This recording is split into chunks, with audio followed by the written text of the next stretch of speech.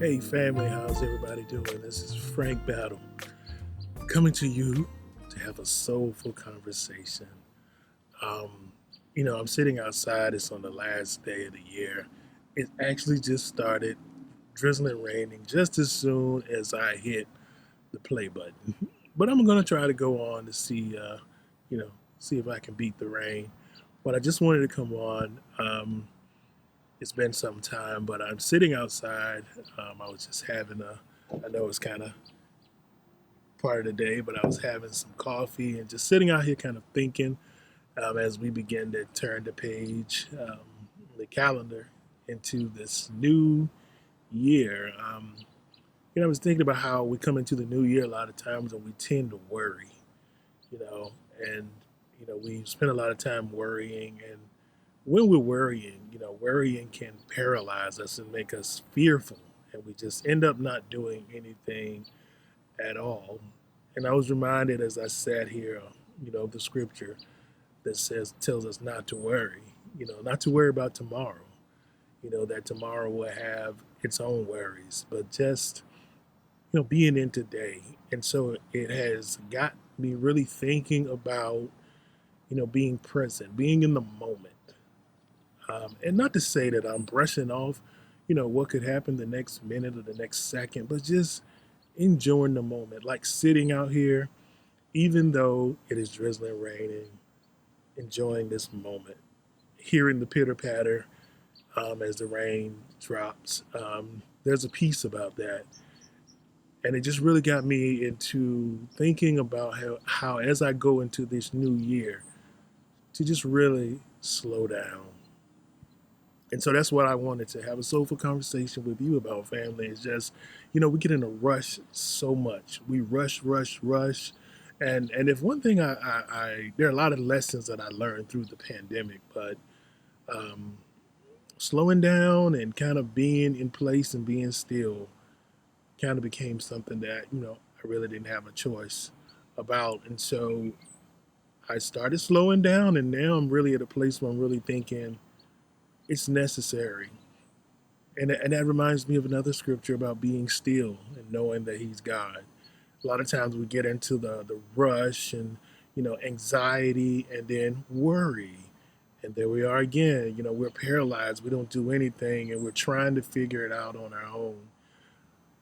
But I think sometimes if we just be in the moment and just take time in the moment to just breathe, just reflect on what's happening right now, what's going on with me right now, how am I feeling right now, and just taking time to just look around, just look around at the things that are you know before us or happening in the moment. Like I can see on the table out here on our deck, the raindrops. That shows evident, other than it splashing on me and my glasses, that it's raining.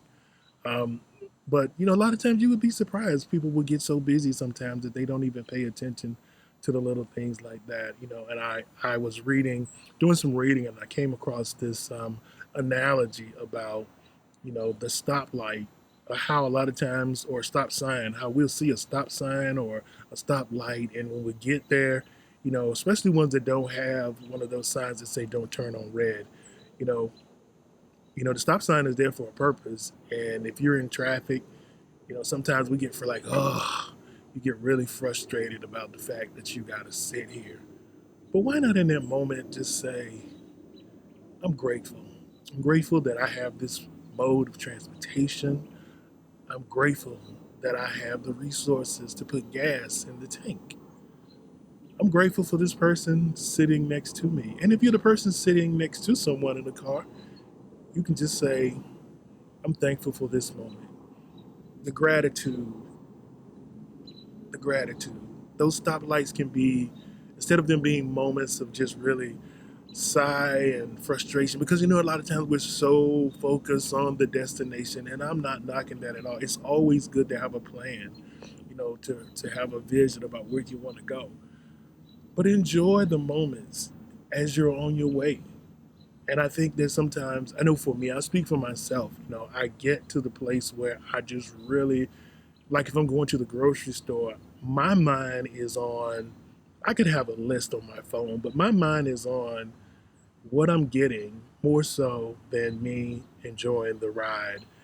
Um, I came across this story also of a group of people that were they were taking a walk along a path, and on this path, the group kind of came to a place where they were like, let's just see, look, let's take a look and notice things along our walk, and let's see how many different things we can notice.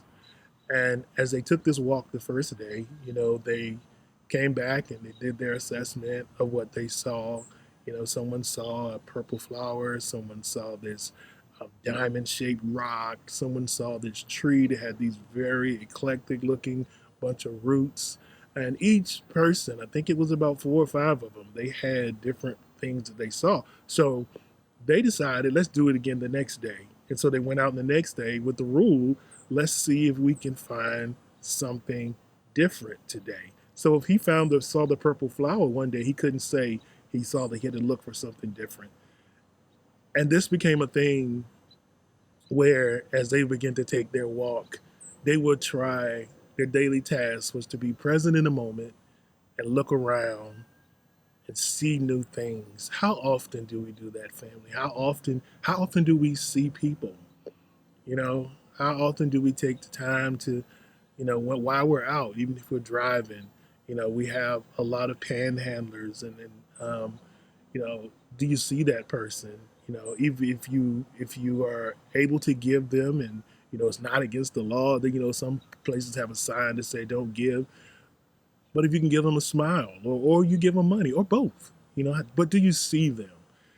And I think that for me, that's kind of one of the practices that I want to take into this new year, is really slowing down and being mindful of the things that are happening around me and not be in so much of a rush. I think back to growing up. I'm originally from Wilson, North Carolina, and I remember like growing up, and my mother would have this song that she would sing, and then she had an old radio with it's like an AM station that she would play just about every day. And for those of you familiar with, I mean, you probably know him. I think he was an international singer, Reverend Thomas L. Walker. He had this song that was called "One Day at a Time." Sweet Jesus, that's all I'm asking for you, of you. Um, Give me the strength to do everything that I have to do. Yesterday's gone, sweet Jesus. Tomorrow may never be mine. But Lord, for my sake, help me to take one day at a time.